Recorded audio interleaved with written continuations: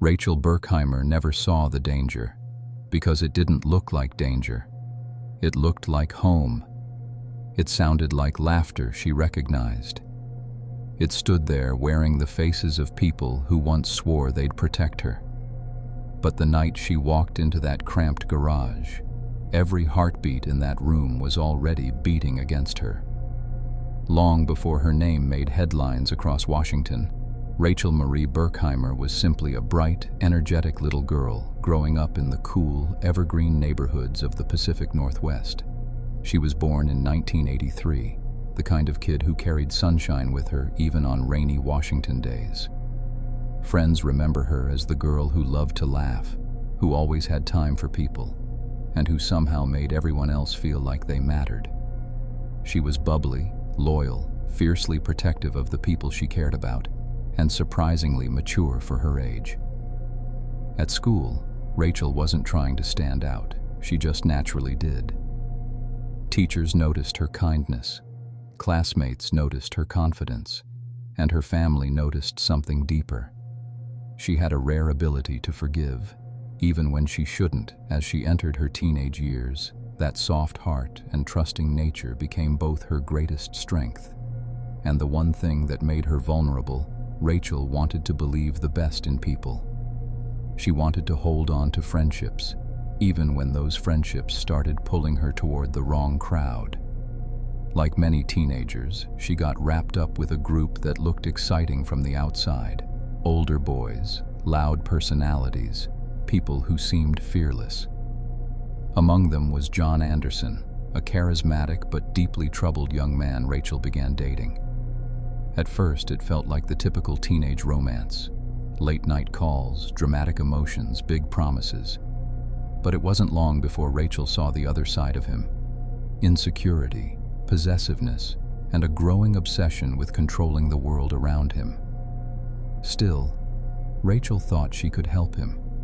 She believed people could change if someone just cared enough. But Anderson wasn't changing.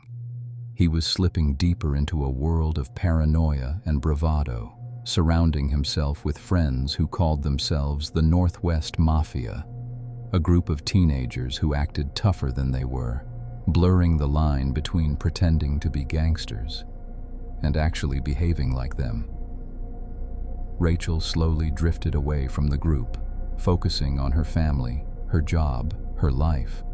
But the group didn't let go as easily.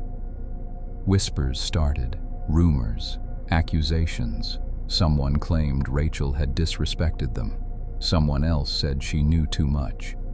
And with Anderson feeling the sting of a breakup he couldn't accept, those rumors took on a sharper edge.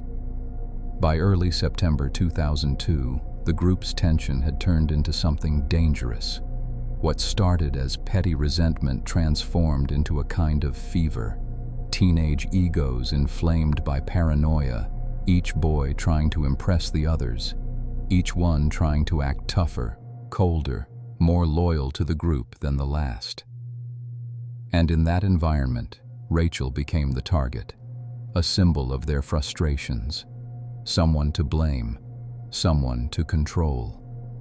On September 23, 2002, Rachel received a message from people she believed were still her friends. They wanted to talk, to clear the air, to make things right. Rachel's soft heart, the same one that always believed in second chances, led her to say yes. She walked into the house expecting a conversation. Instead, she walked into a storm. The second she entered the garage, she felt something was off. The room was quiet, too quiet. The faces around her were familiar, but stiff, cold, unreadable. It was the kind of silence that makes your heartbeat echo in your own ears. In that moment, Rachel didn't know the full truth. She didn't know the lies that had been spread, the fears that had been stoked, or how far gone her former friends really were. But she did know one thing. This wasn't a reconciliation. This was an ambush. Inside, the group confronted her with accusations twisted from paranoia and jealousy. Words flew. Tensions escalated. Rachel tried to reason with them, but the situation had already spiraled far beyond logic. The boys were looking at her through a lens of delusion, convincing themselves that she was the enemy, that harming her somehow proved loyalty to one another. It wasn't reality. It wasn't rational.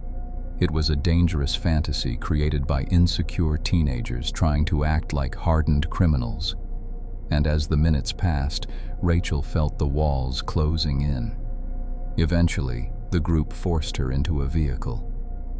These weren't nameless villains. They were kids she had known for years, kids she once trusted with her deepest secrets.